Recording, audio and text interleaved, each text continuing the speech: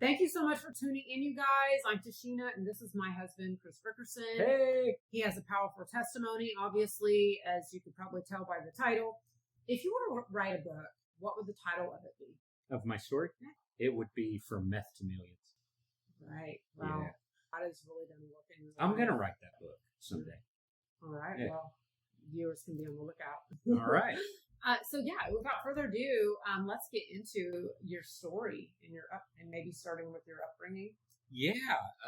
My mom was in active addiction, and my dad left when I was 3. And I had a really great relationship with my grandma, primarily because my mom would take me and drop me off there on the weekends.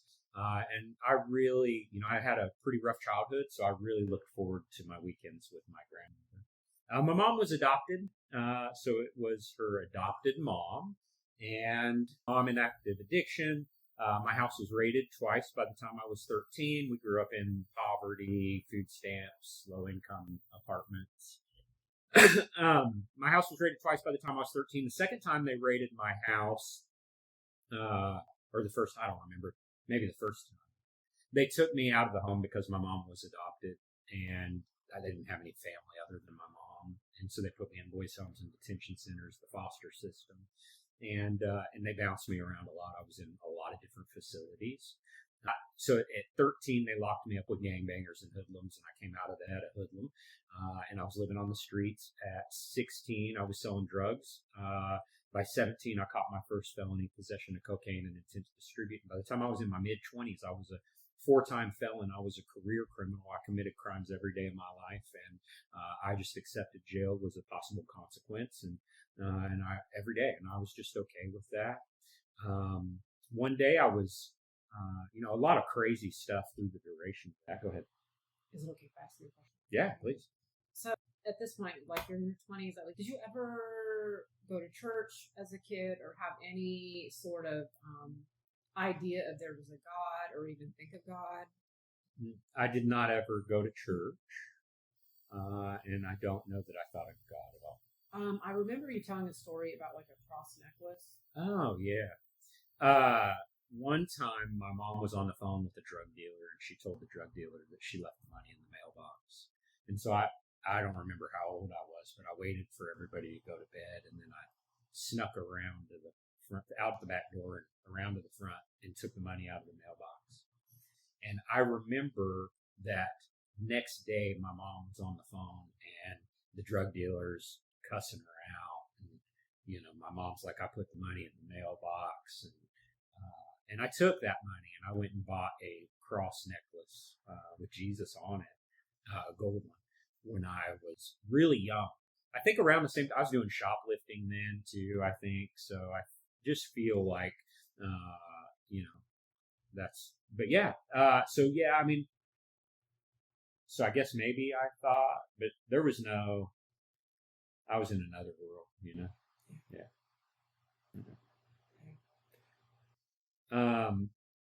That life of crime started by one of my mom's friends fronting me a bunch of weed, and then I was selling weed, and I just thought it was cool. Like I was not the cool kid, I was not the liked kid, I wasn't in sports, and I saw selling drugs as a lot of different things. Number one, I watched all my mom's money go to the drug dealers, so of course I'm thinking, well, if I want to have money, I just got to be the drug dealer. So that collaboration happened, connection happened. And then one time I was getting picked on at school, and I remember somehow I negotiated. This was like before I did drugs, before I sold drugs. I negotiated with a kid that I would steal some weed from under the coffee table, and I would bring it to school and I would give it to that kid if he would take care of the kid that I was having problems with. So that kid got punched in the face on the bus. And then obviously as a young adolescent, I'm attributing drugs with power. And so just, that environment and some of the lessons that I learned and the way I attributed it really contributed to my thought process as I grew up. I wound up, doing and selling cocaine and methamphetamines and That whole life of crime is really a whole nother world. But one day, I had just traded a quarter ounce of. Before you get into the trading the quarter ounce, you mentioned that you your thought process. Mm-hmm. What was your thought process? Like what? I really thought I was going to be somebody in that world. The devil had sold me a lie that I was going to be successful in that world. And I am so driven and motivated and passionate. And if I put my mind to, I just was relentless at going at that lifestyle. And so, I went from selling weed in a little community to really supplying a lot of that area of drugs to the point where I had to move out of that community. And then I went to Wichita, which is a bigger city in our area. And I remember that I got into this circle of these drug dealers, and I had a lot to prove because I was really trying to be somebody in that world. And so I took all of my drive, which is off the charts, and all of my ambition, and I applied it in that direction, and I gave it my all. And he is really driven because even on this assessment, there's an assessment we have. Your very top score was like drive and ambition was like the 90. It was like the highest. Yeah, and I wind up building a multi-million-dollar business. The drive is off the charts. I gave it all to that lifestyle, all of it. I gave it all of me, all I could give it. I gave it all to it, and that.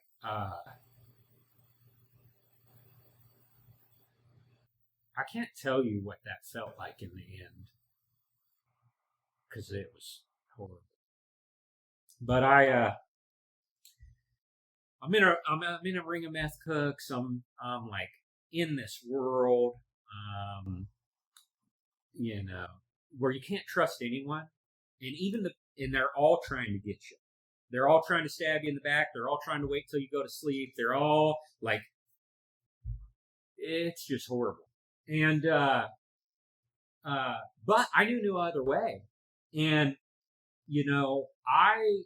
I remember when I finally got clean. I didn't remember it until the guy came back in my life, and he said, "You don't." And I was in an Oxford house, which is a sober living house, and he said to me, "I remember it now, but I had forgotten about it."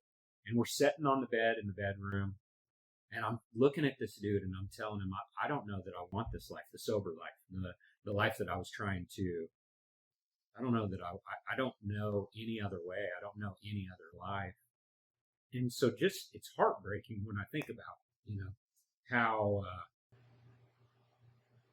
I could have I was so cool. I didn't see it. I didn't get it. And I wasn't even sure I wanted it. And then to be where I am today and just look back at that version of me and think that I didn't even want it, or I didn't know what it entailed. I don't know. It was just weird. I knew no other life. It just goes to show that when you're in that poverty mindset, or you're in that addiction and bondage, the grasp that it has on you. Well, yeah, it's interesting because sometimes I think about, where, people are in the projects and I'm like, well, why don't they just move out and get out of that life? And then, but, maybe it is just the mentality, kind of like where that's what you knew. So it's pretty interesting. You were, before I interrupted you a few minutes ago, you were getting into about the quarter ounce, I think. Yeah. So I had, I'm in all this like crime, and I had just traded a quarter ounce of meth for 7 guns, and I was living in a mobile home community, and I was riding in a stolen car, and there was a girl driving the stolen car, and we turned in this mobile home community. It's on a dirt track. It's condemned now, but we're turning in there. I'm taking a bite of a cheeseburger, and I look up, and the sheriffs are at my house, and there's guns and drugs in the house, and my mouth is full, so I can't talk. So I'm trying to get this chick's attention. I'm smacking the driver to get her to look and see that the cops are at the house, and so it's a loop, and we turn in a drive before my house, and I go on, and we turn, and we get out of there, and I go on the run, And when the cops catch me, they say, Chris, we're going to give you 4 years in prison. We're going to give you 18 months community corrections. And if you do your probation, you won't have to do the prison time. And so they gave me all of that sentencing, and then they said, but you're wanted in Butler County, which is the next county over. And so we can't let you out. We got to send you there. So I had this underlying sentence, and then they sent me to the next county over. I was on the run because I quit reporting to probation there. I was a hoodlum, and I get to Butler County, and I'm just begging the judge, let me go to treatment. I didn't really want treatment. I just didn't want prison. And I was good with, I was always good with my mouth, right? I just didn't want prison. And they said, all right, Chris, we'll let you out. You got 3 days before you can get into treatment. Be good. And, so here I am. I'm on release from 2 counties. I'm 24 years old. All I've done my whole life is sell drugs. I'm broke. And I got 3 days before I can get in treatment. And I'm broke. So what do? I do what I've done my whole life. The Bible says like a dog returns to his vomit. So a fool returns to his foolishness. And that was me. So I'm on release from 2 counties. I get out. I got 3 days to kill. So I go get an ounce of ice. I'm putting some work. I'm going to make some money. I'm connected. So they front me the drugs. And I'm like, well, I'll just, hustle up some money before I go into treatment. And 3 days goes by, and I've still got a quarter ounce and an 8-ball left. And I go over, I'm in a ring of meth cooks at the time. So just imagine that world. And I go over to this meth cook's house, and he's trying to get me to take a gun. And I said, Fred, I don't need your gun. I'm on my way to treatment. He said, well, I got this money order. It's for my rent. And at the time, I knew a chick who could furnish your whole house with a check she printed on a computer because the technology hadn't caught up to the scamming yet. But I had never seen a fake money order. And so I didn't know it was fake. And he slides this money order over to me. I give him $100 cash, quarter ounce of meth. And I go across the street to the grocery store in Augusta, Kansas. And I'm standing in line trying to cash this money order. And they're stalling, but I'm not catching it. And I'm waiting. And the police, they roll up on me, and they know me by name because I was a hoodlum and I was no good. And they say, Chris, what do you got in your pockets? Well, I'm standing in line on release from 2 counties, facing 4 years in prison with an 8-ball meth, a set of digital scales in my pocket, standing in line trying to cash what I'm soon going to find as a fraudulent money order. I just got out of jail 3 days ago. And I said, well, I got these digital scales. And I pulled the scales out, and I put them on the counter, and one cop takes the scales and goes outside to talk to my little brother. Other cop on my right, trash can on my left, 8-ball in my left pocket, and I'm trying to put these drugs in the trash can. And the trash can has a spring-loaded lid on it, and as soon as I put my hand in that trash can and I put those drugs in it and I pulled my hand out, that lid slammed shut. And for me, it sounded like a gunshot. Everything slow motion. And I remember thinking, this is it. See, at this time, I'm an A-box felon, and that is on the sentencing grid. It's as bad as it gets. My life is over. Like, what are you kidding me right now? I'm on release from 2 counties, facing 4 years in prison. I'm an A-box felon. I'm going back to jail right now. It's over. My life is over. It's done. And I remember thinking to myself, this is it. It's done. It's over. And they did not hear the trash can. And they took me to jail on the scales and the money order. And I bonded out. So 23 years ago, I was homeless. There was no hope for me. There was no future for me. And I checked into treatment, and I would go to church on Sunday in treatment, and I would just weep. I'd just cry the whole time. So you're checked into treatment, but a couple things that you mentioned that you've been in 6 high-speed chases. I have. One high-speed chase, I was in the bed of a pickup truck. I was wearing bright red jeans, and we were chasing some guys that owed the driver money, and we had boxed them in. I didn't start off in the back of the truck, but we had boxed him in, and I was in the passenger seat, and I jumped out of the truck and was approaching the driver of the car we were chasing, and he worked his way out and took off. And so then I jumped in the back of the truck, and we took off chasing the other person. And when we came to an intersection, the car we were chasing almost ran a stop sign because we were chasing them, and almost T-boned a cop. And so they pull over, the cop pulls next to him, and you can see them pointing at us. And next thing you know, we're off in the truck. I'm still in the back of the truck, and the cop is behind us and chasing us. And to this day, you can't convince me that the only reason the cop stopped chasing us was because he knew I was going to die in the back of that truck, because the guy that was driving that truck, he didn't care about me. Bright red pants. I remember trying to get in the back window. I couldn't get in the back window. I finally was able to get up front when we almost hit a telephone pole, when I jumped out and got in the front of the vehicle. The other person that was in the truck took off running. Boy, we know that God has his hand on your life, and he had it on your life before you even began walking. And God knows he knows whose are his before they even come to know him. And it's just so beautiful that how dangerous that was in an instant. So many opportunities you could have been dead, but God sustained you even during that time. Well, and just to give some context to in your youth, right? When I was young, we were in the back. We got in a high-speed chase in a Ford Fiesta, believe it or not, and I was in the middle of the back seat, and I never even buckled up.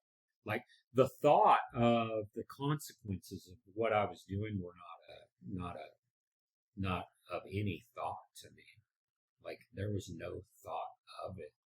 It's very interesting looking back on that now as a grown man, how, didn't even buckle up. Like, it was like just this, 6 foot tall and bulletproof kind of mentality, just really ignorant. Yeah. Yeah, and even you told me about the halfway house too. Yeah, so at the end of all of this time, so I got into treatment. No, this is when I first came back to Kansas. So I was my life has been crazy. My house was raided in Oklahoma when I was kind of trying to get my life together. And I got charged with 2 counts of burglary I didn't commit. And my house got raided, and they were looking for stolen merchandise. Really long story. I wound up pleading guilty to those crimes. There was no getting out of jail. I was 21 years old, and I just wanted out. And they said, Chris, if you sign here, we'll let you out. And I signed the line. And it was my biggest regret in life. It's a prime example of how God can take your biggest regret in life and make you grateful for it. Because where would I have been if I wouldn't have pled guilty to those crimes? Because that's what made my criminal history so bad, that finally I got my life right when they were not playing with me. And I really do credit those burglaries for those charges that I pled to that I didn't commit. I credit those for saving my life. Like, only God can take your biggest regret and make you grateful for it, because that was my biggest regret in my life for a long time, was signing that paper. The toll that took on me was absolutely horrible. And you were so angry. I was angry. I was angry at everybody. And then I had a chip on my shoulder, and like I wasn't bad enough. But if I could, I transferred from the corrections back to Kansas from Utah. And because I was doing an interstate compact, which is a transfer of corrections, they gave me a parole officer, not a probation officer. And they wound up transferring me, and I wound up in a halfway house because I think I failed a UA, and it was a halfway house for people fresh out of prison, which I actually hadn't been to prison. I'd done a lot of jail time, in and out of jail, and I was a fool. And so I connected with this guy in that halfway house, and we're trying to cook dope. We're trying to go get anhydrous ammonia and buy pills and all of this thing crazy. In the halfway house, I'm selling drugs out of the halfway house. They catch me on camera selling drugs out of the halfway house. And me and this other guy, we've got these ephedrine pills, and we are trying to get ammonia so we can cook frickin' dope. And we go out to buy this ammonia, and they wouldn't sell it to us. And we go back to the halfway house, and I'm seeing cops everywhere for blocks and blocks. Like, they are frickin' everywhere.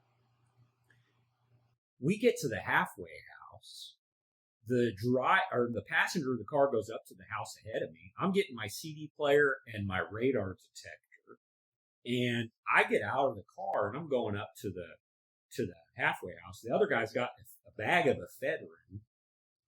And I'm going up to the halfway house, and the police have raided that place, sealed off an entire block, and they're there for me. And I've got this, they said, put your hands up. I got this CD, I'll never forget it, CD player and a radar detector in my hand. Sealed off a block. I mean, the cops were everywhere. It was the craziest experience. And they found the guy threw the ephedrine out the top story window. They found absolutely nothing. And they were mad. Oh my They gosh. were fuming. Wow. They were so mad. Miracle. Dude, Miracle. that is a miracle. Miracle. That's a I miracle. forget Like about my that one. miracle I told you about Miracle. too, but we'll get into that when I share my story. What a miracle. Not Wow. boasting in all of that. Not Yeah, boasting in absolutely. all of that. Yeah, at all. That's grace. I did a podcast once That's where a guy grace. was like, "Oh, this is kind of like drug dealers or entrepreneurs." No, don't glorify them. Absolutely horrible.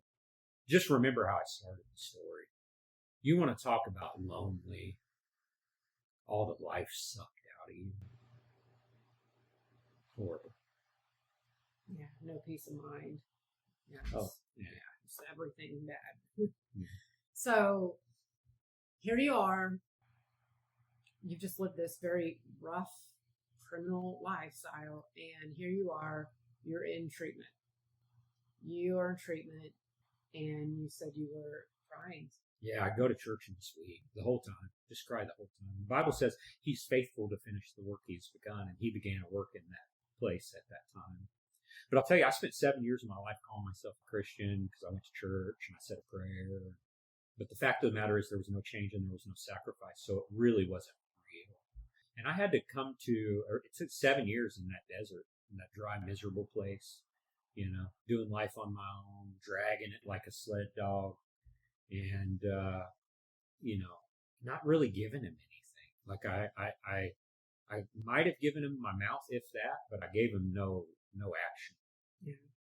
Well, and so during this time, here you are in treatment, probably the first time you're exposed to church.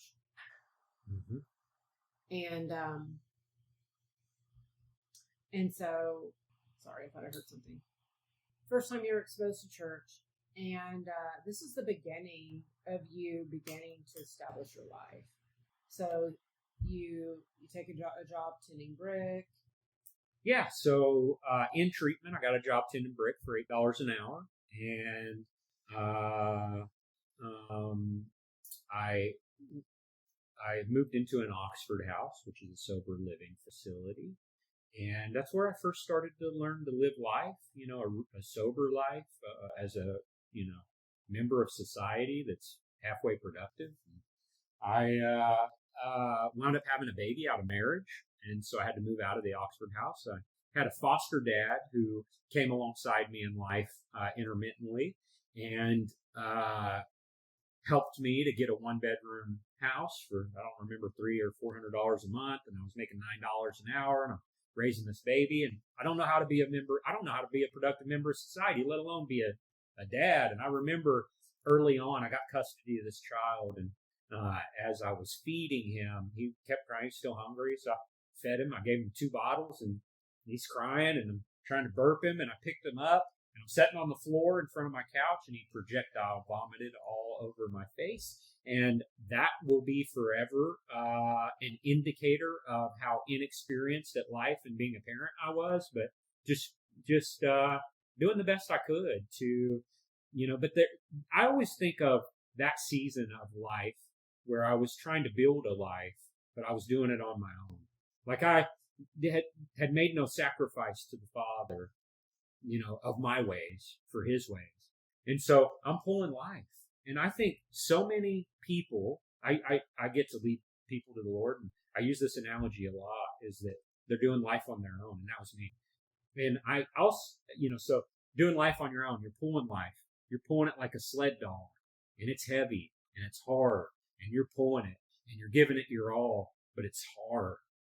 And the Bible says, "Come to me, all who are weary and heavy laden, and put my yoke upon you, for my burdens are light, and I will give you rest."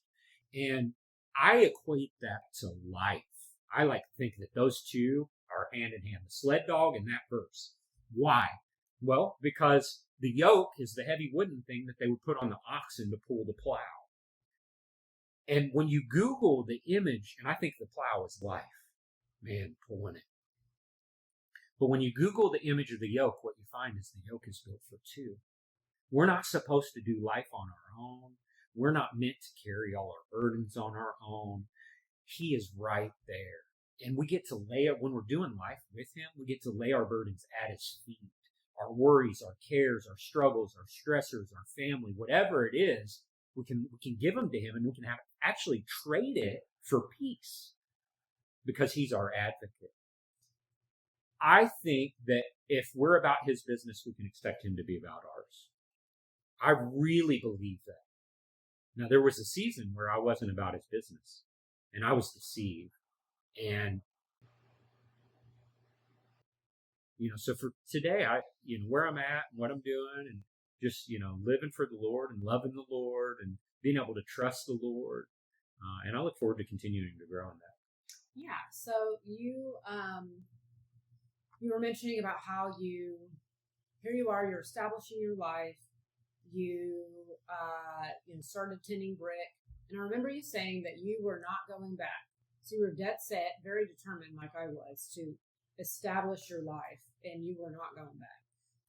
But here you were trying to carry things on your own. At some point, a few different jobs or trades, or that you did, and that led you to the current business that you started. I had a series of jobs. I wound up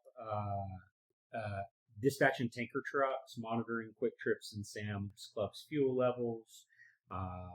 Really did not like that job, but I was there for probably 2.5 years. And then I answered an ad. I'm going to date myself here, but I answered an ad on Craigslist for a salesperson for a staffing company, and I applied for that job, and they offered $28,000 a year plus commission, and I was making $32 dispatching tanker trucks. I was also running a banquet hall, so I was working a lot. I was doing 2 jobs, and at the time, I think I was raising 3 kids, and I answered a job for a salesperson for a staffing company, and I beat on every door in town, and there was no training, there was no coaching, there was just opportunity, and I just been that way. I just want as good a life as I can possibly have, and so I beat on every door in town, and I said, look, nobody's going to outwork me. Nobody is going to work harder for you than I will. And that was kind of my sales pitch. I mean, I would get in front of people and I'd say, look, no one's going to work harder for you than I will. And that worked because I meant it, and they could tell I meant it. And I got a lot of opportunities, and I was pacing to make $90,000 a year my last year with them. I was there for 2.5 years. And so I just absolutely crushed it.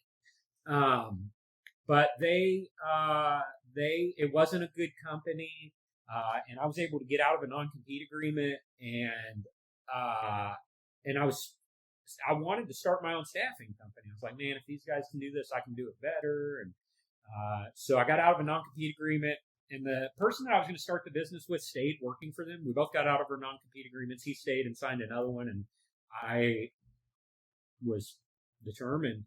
I knew that if I didn't figure out how to start the staffing company, it was going to be the biggest regret of my life. And as you can tell, my whole life was plagued with regrets. I just didn't want any more regrets. So I was really persistent. Like, I remember looking through staffing magazines, and calling people and trying, just figuring out how the heck, like, I was a sales guy. I had to get somebody to understand so that I could get somebody to help me.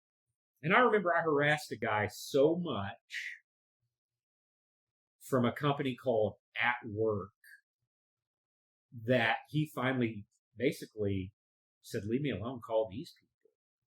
And I called them, and what I found was a factoring company that would help me to fund payroll. And I freaking remember having a mountain of papers everywhere as I was trying to look through these contracts. So I started the staffing company. I did $1.5 million my first year.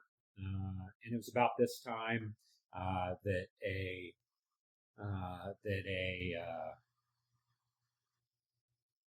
guy walked through my doors, and he had face tattoos. I knew him from the streets, and that's a really long story. Yeah. So you were just, so you started your business. Mm-hmm. At some point you came to the point where you were not really submitted to God yet. Mm-hmm. You believed in God, you were attending church and stuff, but you were living a life that was contrary to what a believer is called to live. Yeah, I was tithing, and I was going to church, but I had relinquished none of my nature, like just, I had no, other than tithing and going to church, I had made no real sacrifices to the Father. And for me, the most powerful moment in my life, you can hear how horrible or, all these crazy things. You would think, I have a lot of stories. You would think that those would be the most powerful moments in my life, like the time I didn't get stabbed and should have got stabbed, or whatever those moments are, because there's a bunch of them. But the most powerful moment of my life was when I started doing push-ups for curse words, because it was the first moment in my life where I was willing to change who I was to be closer to Him. The Bible says He's the potter and we're the clay. And if we don't soften to Him and allow Him to shape us, we'll just stay the same. But that moment where I submitted to Him and I was finally, for the first time in my life, 7 years into my faith journey, finally willing to try to get rid of some sin, try to, clean up my filthy mouth so that I could be closer to the Father, everything changed. It was the most powerful moment of my life. Why? Because I finally was willing to let Him shape me. And if we'll just submit to Him and let Him shape us, He'll make us the people that we crave in our heart to be, the people we were created to be. And so, that was the most powerful moment of my life when I did that. Well, and you also too, so initially when you had started the business, I think your desire was to just get rich. Yeah, I was chasing the dollar my whole life, from the time I was selling drugs to me starting my business. And you had mentioned that I came from poverty. I just wanted to not live in a trailer park anymore. Not judging. I lived in trailer parks. Me too. And I was grateful for the trailers. And even I lived in a trailer with no power. Like, I've heated the house with the oven, all of those things. Go ahead. And so but you mentioned, you told me one time that, so here you were, your goal was just to get rich or obtain wealth, get out of the poverty. Mm-hmm. And that's where your focus was for many years, even in your faith journey. And then you mentioned a story about how you took money and put it on a desk, hoping it would motivate you. Oh, yeah. Yeah. So I was starting to begin to get financially successful, and so I went to the bank and I pulled $10,000 out of the bank and I put it on my desk, and I was expecting it to motivate me. Man, that's been a long time since I told that story. I don't even remember where the next lines are, but it didn't. And God told me. He said, it's not about the money. It was like I worked my whole life to get to the top of this mountain, and I got to the top of the mountain, and I'm, doing this, and God said no. And I remember being disappointed almost that I didn't even get to enjoy it for a little bit. It was like the moment. It was the moment He said, no, it's not about that. And, you just keep going through. I found my purpose in my calling. And I found my purpose in my calling because a guy walked through my doors. He had face tattoos. I knew him from the streets. They robbed drug dealers. I was a drug dealer. We ran in similar circles. Our paths had crossed. And he's in my office and he's trying to get a job. And this was probably in year 1.5 of my business, maybe year 2. And I said, Shonda, when he gets done with his paperwork, I want you to send him back to see me. And he came back to see me, and he's talking slick because he's trying to get a job. I said, man, I know you. And he didn't hear me. He's talking. I said, man, I know you from the streets. And he sat back in that chair, and his shoulders sunk low, and he just hung his head in defeat. And I began to share the gospel with him, and I began to tell him what Jesus had done for me and how much He loves him and He cares for him, and He's got a plan and a purpose. He's got a calling on your life. He's created you for greatness. And I said, do you have kids? And he said, yeah, I got kids. And I said, you know what, man? He said, what? I said, those kids, they deserve the very best. And I said, and of course, he probably hadn't been part of those kids' lives in a very long time. And so that was probably weighing heavy on him. And I said to him, but you know what else, man? And he said, what? I said, so do you. And I just loved on that guy, and I encouraged him. And And I asked him, I said, man, are you clean? And he said, no. And I said, what are you going to fail for? He said, I'm going to fail for meth. I said, man, if you'll get right, I'll help you. And I prayed with that dude and I sent him out the door. And 2 weeks later, he was on my front steps and he was clean. And I put him on a job and he was a great employee. And he married his girlfriend, got involved in church, reunited with his dad, who he hadn't talked to in forever, moved to Arizona with his dad, got a job in the mines, completely transformed his life.